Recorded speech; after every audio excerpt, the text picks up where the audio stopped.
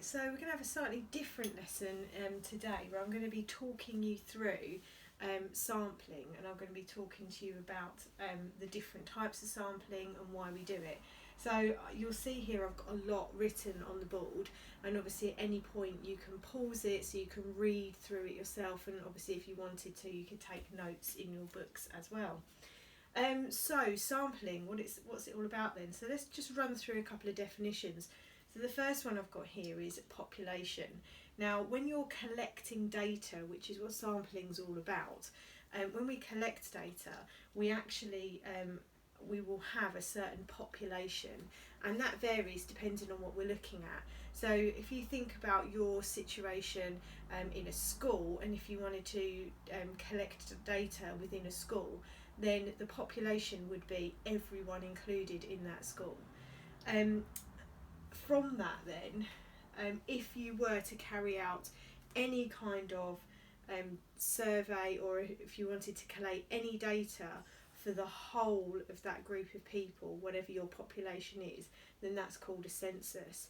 And in this country we do a census, you will have heard of that, we do a census every 10 years. And that's where a survey comes to your house, you have to fill it in, you have to answer questions about how many people are in the house, the genders of those people, any religious beliefs you might have, and things like that.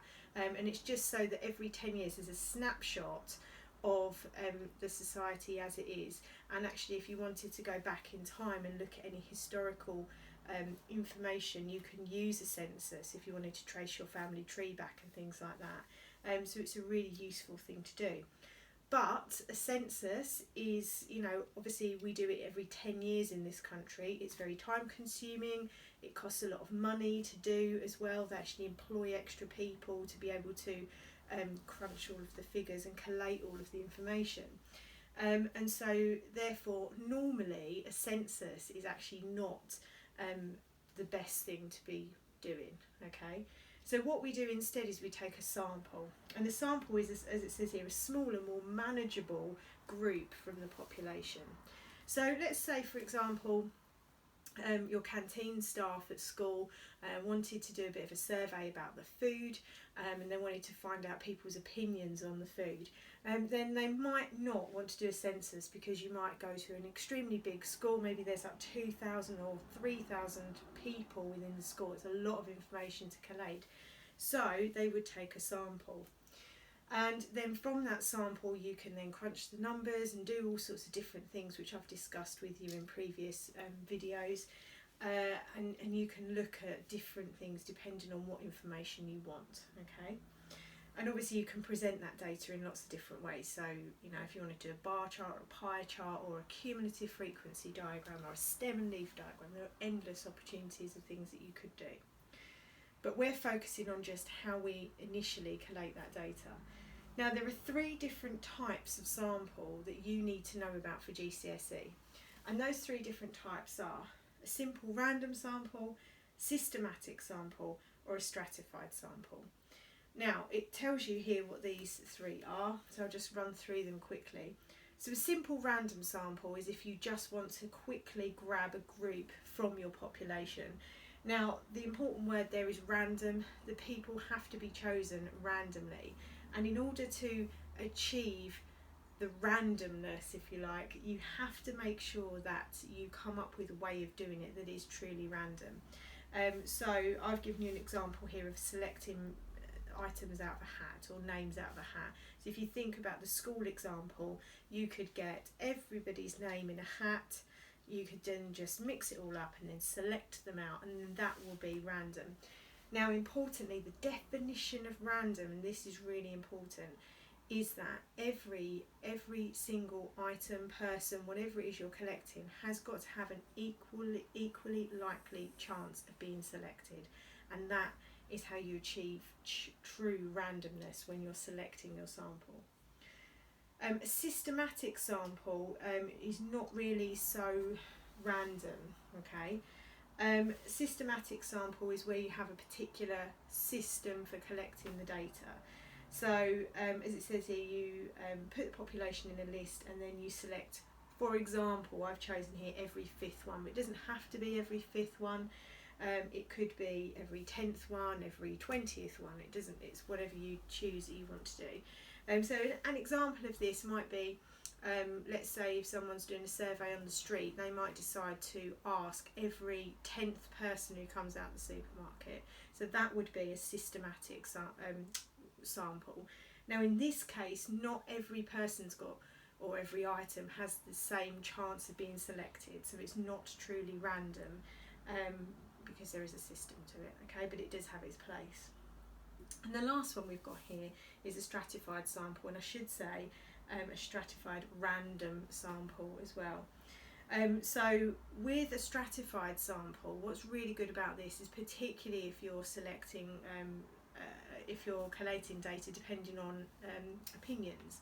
Now with a stratified sample, the idea behind this is it's basically a step up from just a simple random sample.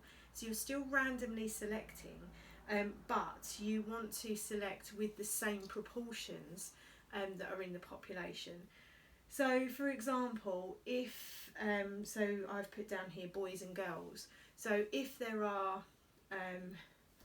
if you've got a population and let's say 2/3 of the population are boys and 1/3 is girls, then your sample needs to have that same proportion. It needs to have the same same proportion of boys and girls. Not the same number, because the number will be smaller, but certainly the same proportion of boys as it would girls. So those are the different types of samples that you need to know about, and these are the definitions as well, which I've run through. Now, what I thought we would do now is particularly look at a stratified sample, and you'll be pleased to know there is a little bit of maths now. So if I just turn this around and show you the example that I prepared earlier, it's like being on Blue Peter. So we have a stratified sample. I've got an example here. So again, I've gone with the school thing because I think it's probably the easiest thing for you to understand. So I've only looked at Key Stage 3 students, so Year 7, Year 8 and Year 9, and this would be a two-way table as well. So again, I've done a video on two-way tables, so hopefully you can see where the two things kind of tie in together. So we've got the year groups, we've got boys, we've got girls, and then I've got the total. So you might have a question where maybe the first part of it might be to complete the two-way table, and then it might talk to you about finding a stratified sample. Now if you were doing this for real and you actually wanted to carry out the survey, whatever it happened to be, or wanted to collect data on a particular thing, you would have to work this out for the whole group, okay? But in this particular instance, I'm only going to do one of them, because otherwise, you know, it's very repetitive because you just do the same thing.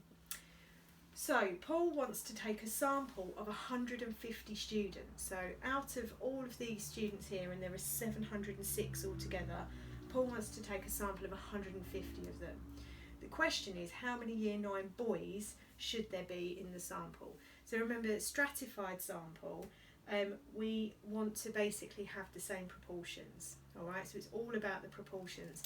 So essentially this is a bit like calculating a percentage, but instead of multiplying by 100, because the percent means out of 100, we're going to multiply by the number that we want in our sample.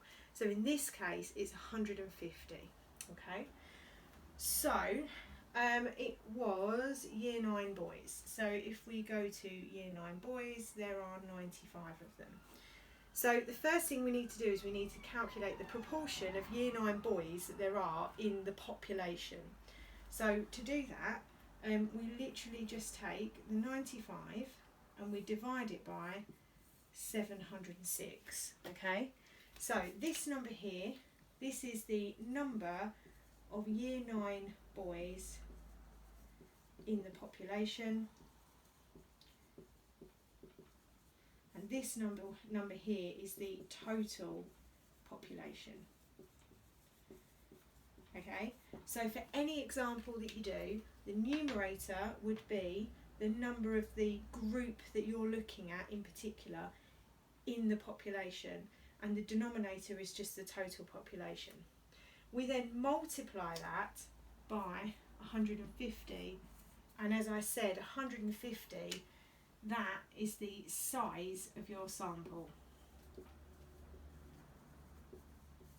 Okay. Now, if you do that, you basically get, I can't remember exactly, but it was 20 point something. Okay, I think it was 20.1 or something like that when I calculated it. And all you do is you just round it in the same way that you would any other number. So if it was 20.123 or whatever, you would round it to 20. If it was 20.5 and above, you would round it to 21. So you just round it to the nearest whole number, okay? And in this case, that happens to be 20.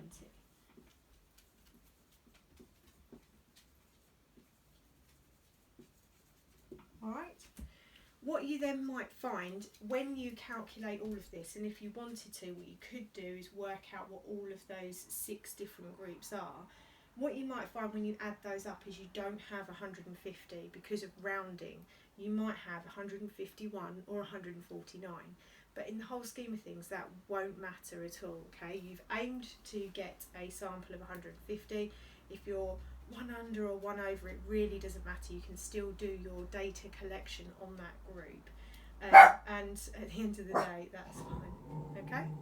So anyway, I hope that that has helped, and I hope that makes sense, and thank you very much.